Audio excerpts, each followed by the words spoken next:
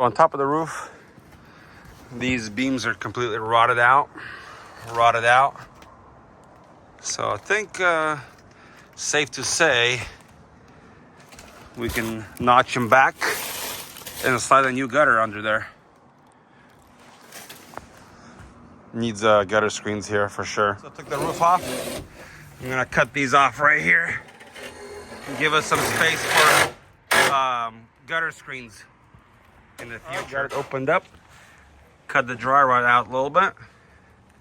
We're gonna attempt to slide the gutter in. So right in here, we have like not enough space. So what you do is you cut the end cap in half, seal it from both sides, and it will adjust.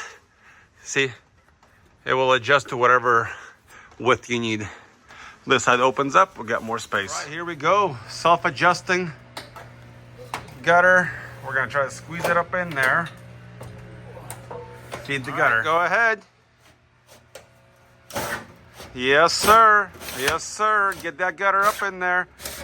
Perfect. Keep going all the way. Yes, yes, yes, yes. Beautiful. Done.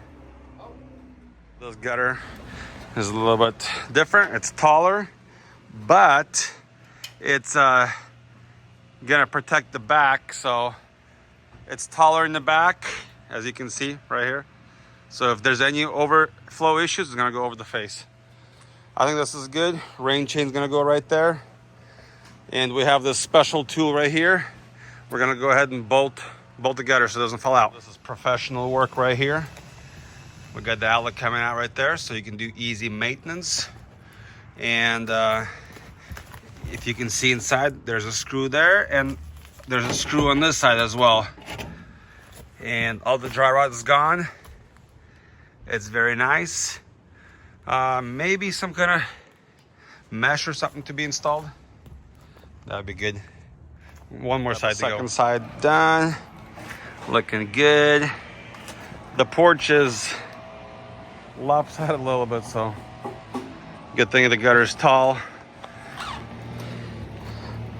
Looks nice. There's that gutter installed between the two rails. This gutter is a little bit longer, so the rain chain will fall into the bed here. Same thing here. This is very cool. So we have two steps, 1, 2. It's gonna fall right into the second one here, right there. Very nice.